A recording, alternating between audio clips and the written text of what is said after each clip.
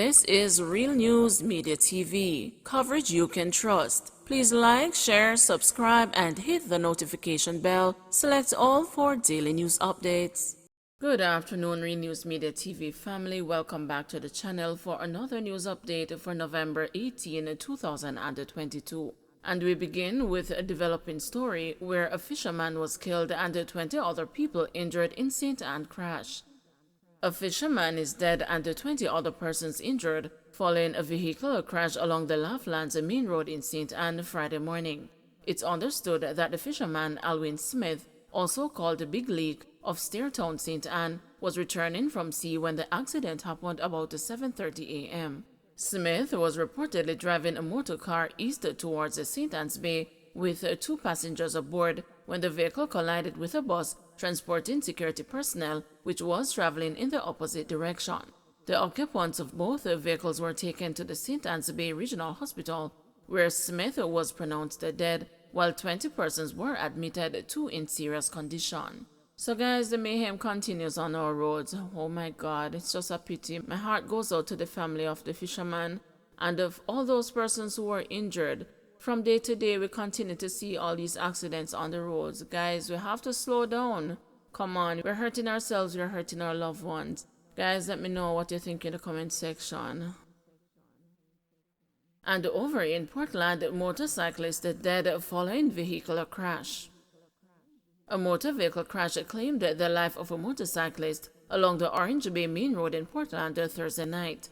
Police sources say Andre Jones, a resident of Windsor Castle in the parish, was riding his motorcycle towards Buff Bay about 6:40 p.m. when he lost the control of the motorcycle and ended up in the path of a Honda CR-V traveling in the opposite direction. The motorbike reportedly slammed into the Honda CR-V, and Jones fell off and glided several feet along the road surface.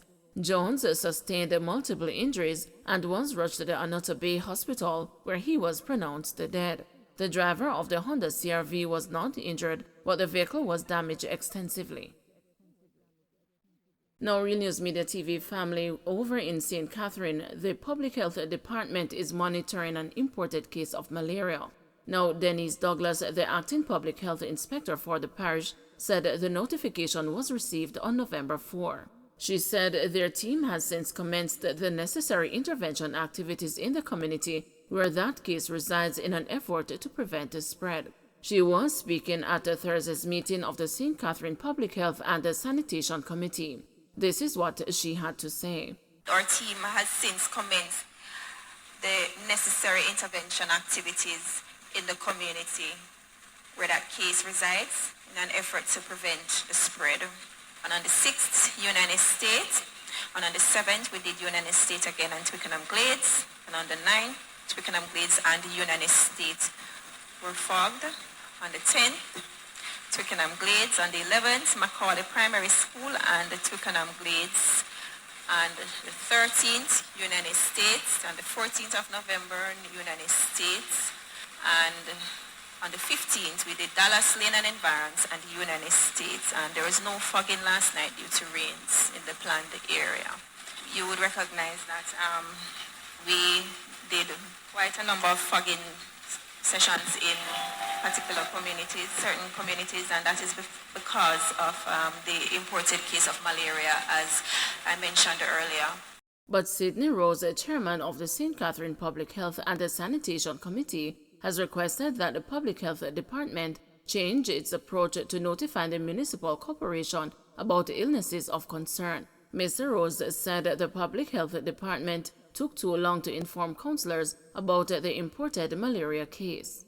It should be before today, a simple phone call. And also for the public to be advised to take the necessary precautions to protect themselves from being bitten by mosquitoes and treat with larvicidal activities where possible, because we need to encourage them to do the right things, to prevent themselves from having these diseases or whatever.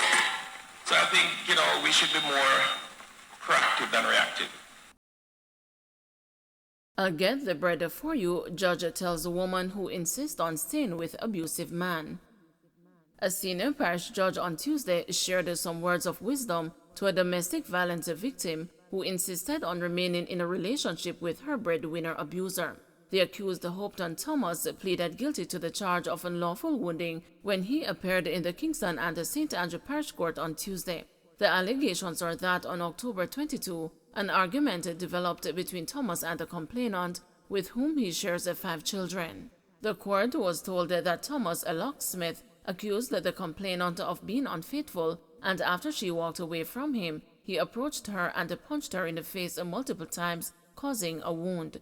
When the victim was asked by Senior Parish Judge Lorian Cole Montague if she was finished with him now, the complainant indicated that she was still in a relationship with him because he is the breadwinner. "Don't worry, I'm going to get the bread for you. You must not stay in a relationship because somebody is the breadwinner, you know?" the judge said before advising the woman that there are systems in place to assist her. "There are sufficient things to organize for your departure. If this man is abusive towards you, why would you stay?" the judge asked, as one artist sang, "Face never make for wear scar." If your concern is for the maintenance of the children, you can go to the family court and apply for maintenance, and it's easy. It's nothing to be intimidated about, Cole Montague said. Aiming to reach an agreement on the amount to be paid for restitution, Cole Montague asked the complainant how much money she wanted for compensation. When the woman said she was unsure, the judge asked about the amount of times he hit her, to which she said she could not count the number of times he hit her in the face. Turning to Thomas, Cole Montague gave him the opportunity to explain himself. "Just the devil get the best of me," he said, to which the judge replied, "You have to resist the devil." It was then decided that Thomas would pay $80,000 in restitution, of which he paid $20,000 on Tuesday. Thomas was ordered to return to court on December 16, when he will pay another $30,000.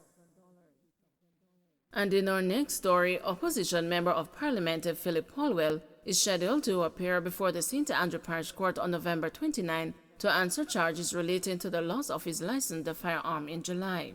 Director of Public Prosecutions Paula Llewellyn ruled that the MP should be charged with criminal negligence after his licensed firearm was stolen from his vehicle in St. Andrew. It is reported that sometime in July, Mr. Polwell filed a report with the police that thieves broke into his vehicle and stole his licensed firearm and several rounds of ammunition. It's understood that Mr. Polwell became ill and stopped at a friend's house in St. Andrew. While at the property, men traveling in a Toyota Probox motor vehicle reportedly smashed the back glass to his vehicle and removed the pouch with the firearm. So Real News Media TV family, we have come to the end of our newscast for this afternoon. Thanks for watching, and do remember to join us tonight for the final newscast for November 18, 2022. Do have a productive and a safe day. Don't forget to like, share, subscribe, and hit the notification bell. Select all for daily news updates.